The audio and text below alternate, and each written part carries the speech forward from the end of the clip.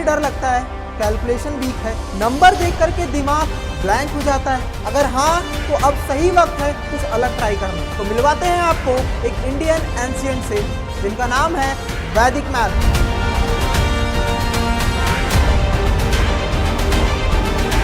16 super smart सूत्रास जो बनाए आपको मैथ्स में फास्ट एंड फियरलेस।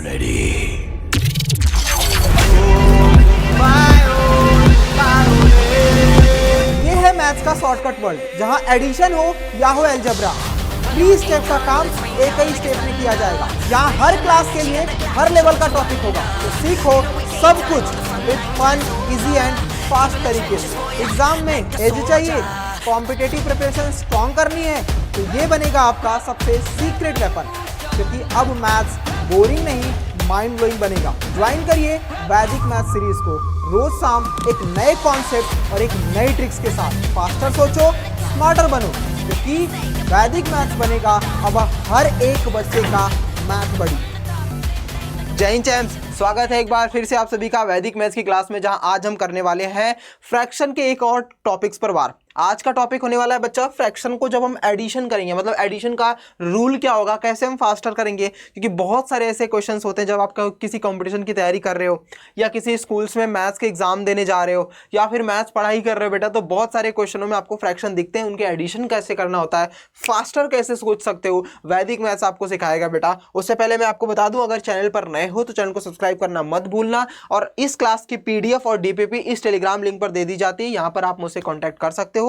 तो इस चैनल को जरूर सब्सक्राइब कर लेना बेटा, जाकर के ज्वाइन कर लेना। यहाँ पर मैथ्स से रिलेटेड कुछ भी डाउट रहता है या कोई भी वैकेंसी या कुछ भी अपडेट रहती है कि मैथ्स में आप ये एग्जाम दे सकते हो, यहाँ पर मैं अपडेट कर सकता हूँ कि आपकी लाइफ में कहाँ कहाँ पर मैथ यूज होता है, कैसे यूज होता है, वो सारी वीडियो यहाँ पर अपलोड कर दी जाती हैं। तो इसको ज्वाइन करना मत भूलना। आइए चलते हैं बिना किसी देरी के, सबसे पहले समझते हैं कि बेटा एडिशन फ्रैक्शन क्या होता है। लास्ट क्लासेस में मैंने फ्रैक्शन के पूरे बेसिक समझाया है बच्चा, तो जाकर के सबसे पहले फ्रैक्शन वाला बेसिक का जो पार्ट है उसको कवर जरूर कर लेना। उससे पहले मैंने एडिशन, सब्ट्रैक्शन, मल्टीप्लिकेशन, डिवीजन और क्यूब रूट, स्क्वायर क्यूब, ये सारी चीज, परसेंटेज, सारे कॉन्सेप्ट पढ़ा रखे हैं वैदिक मैथ्स की क्लास में। वीडियो ज़्यादा लंबी नहीं होती, केवल 10 से 5 मिनट, 10 से 15 मिनट की वीडियो होती है, उसको जाकर के जरूर देखना। तुम्हारी वैदिक मैथ्स यानी मैथ्स बहुत स्ट्रांग हो जाएगी बेटा। चलिए विदाउट एनी डिले स्टार्ट करते हैं बेटा। एडिशन यानी जब हमारे पास कोई फ्रैक्शन होता है तो उसको हम एडिशन कैसे करते हैं। देखो बेटा, सिंपल सी चीज़ है, मैंने लास्ट क्लास में आपको समझाया था कि जब हमारे पास प्रॉपर फ्रैक्शन होते हैं तो उनको हम एडिशन कैसे करते हैं, जब हमारे पास इम्प्रॉपर होंगे तो उनको हम एडिशन कैसे करेंगे,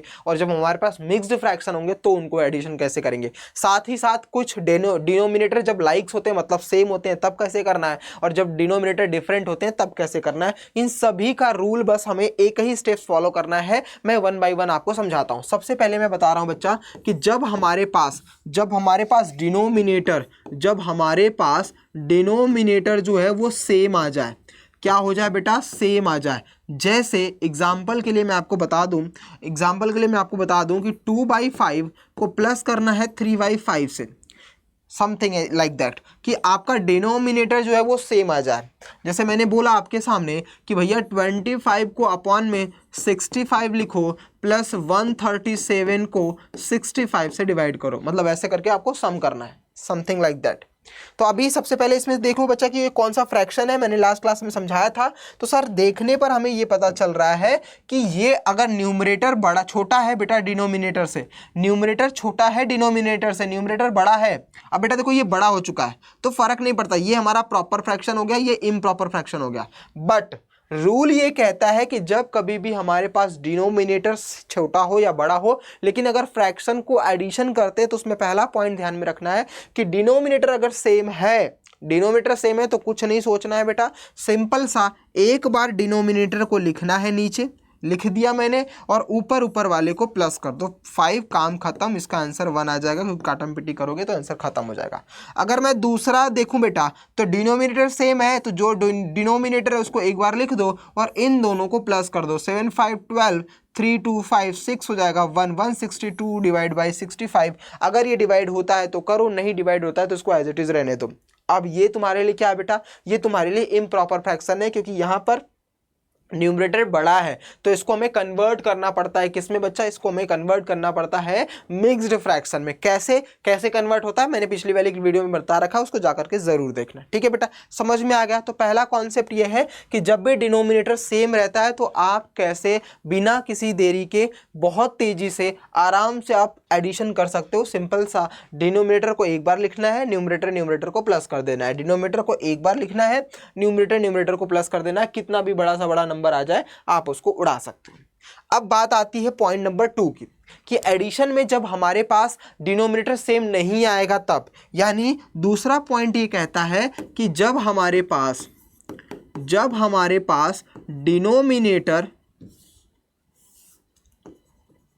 डिनोमिनेटर जो है बच्चा वो डिफरेंट आ जाए, तब हमें क्या करना है, तब हमें रूल अप्लाई करना है क्रॉस मल्टीप्लिकेशन मेथड, या फिर मतलब तीर चलाना है, मतलब धनुष बाण चलाना है और क्वेश्चन को हल करना है। जैसे मान लो मैंने लिखा कि भैया 2/9 प्लस 6/7 समथिंग ऐसा दे रखा है। ठीक है, अब हमें इसे प्लस करना है तो हमें धनुष बाण चलाना है। कैसे धनुष बाण चलाना है, ध्यान से देखना बेटा, कि भैया ऊपर का नीचे से मल्टीप्लाई, मतलब ऐसा धनुष बाण, नीचे का ऊपर से। तो भैया पहले देखो 2 का 7 से धनुष बाण किया तो मल्टीप्लाई करना है हमें, फिर बीच में प्लस है तो प्लस दे दिया, फिर 9 का धनुष बाण हमें 6 से करना है, मतलब नीचे का ऊपर से, तो 9 × 6। उसके बाद फिर नीचे का नीचे से धनुष बाण चलाना है, यानी 9 × 7। बस यही रूल अप्लाई करना है बेटा, कैसा भी फ्रैक्शन आपके सामने आ जाए जिसका डिनोमिनेटर सेम नहीं होगा। इसमें आप बहुत सारे रूल्स अप्लाई कर सकते हो बेटा। जब मैं सब्ट्रैक्शन वाली क्लास लूँगा तो देखना पूरा कॉन्सेप्ट इसी पर बेस्ड होता है बेटा, पूरा कॉन्सेप्ट इसी पर बेस्ड होता है। कैसा भी फ्रैक्शन आपके सामने आ जाए, चाहे डिनोमिनेटर सेम हो या ना हो, सेम होने पर भी आप डायरेक्टली कर सकते हो। देखो 5 2 जा, अगर मैं इसको मल्टीप्लाई करूंगा तो 5 2 जा कितना हो जाएगा 10, फिर 5 3 जा कितना हो जाएगा बेटा +15, और 5 5 जा कितना हो जाएगा 25। तो इसको हम जब ऐड करते हैं तो 25/25 करोगे तो भी कट करने पर हमें 1 ही मिल रहा है।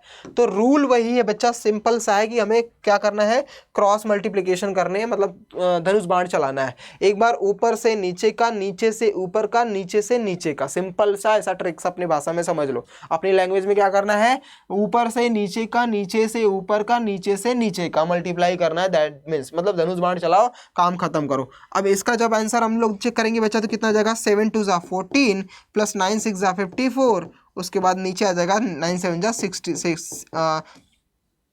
63।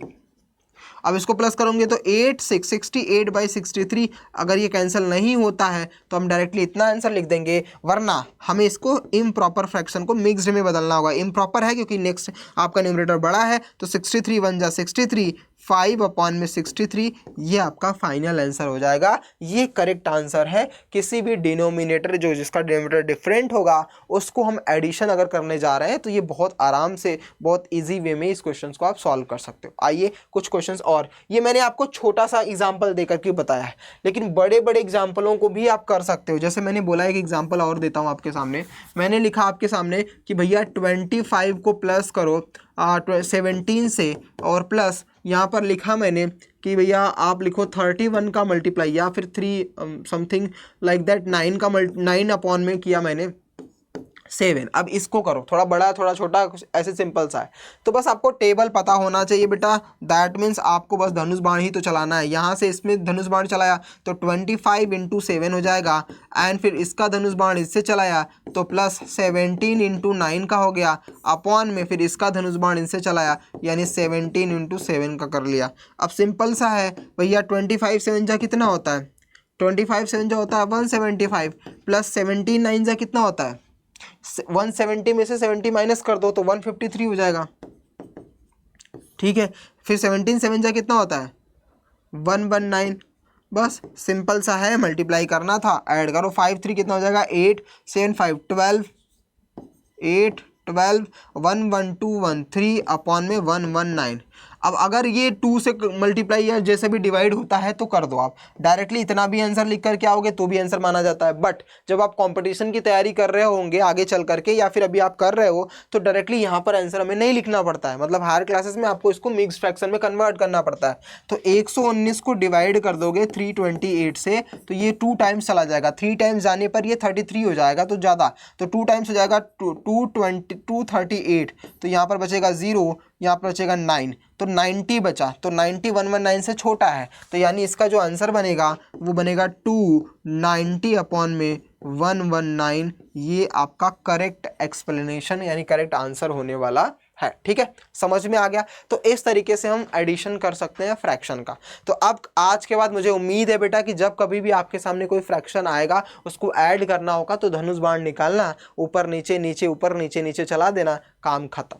ठीक है बेटा, डन, क्लियर हो गया, समझ में आ गया। तो मिलते हैं, जाते जाते मैं आपको बता देता हूं बच्चा कि इस क्लासेस पर चैनल को सब्सक्राइब जरूर कर लेना अगर आप पहली बार देख रहे हो, और अगर अभी आपने नहीं किया है तो बेटा ज़रूर सब्सक्राइब कर लो, क्योंकि ये फ्री ऑफ कॉस्ट वैदिक मैथ्स आपको 10x फास्टर बनाएगी। साथ साथ इस क्लास की PDF और DPP इस टेलीग्राम चैनल पर दे रहा हूँ, तो इसको जरूर करके ज़रूर ज्वाइन कर सकते हो। मिलते हैं अगली वीडियो में, ख्याल रखिए अपना, तब तक के लिए bye bye, take care, God bless you, जय हिंद। अगली वीडियो में हम सीखेंगे सब्ट्रैक्शन कैसे करना है। ठीक है, मिलते हैं बच्चा।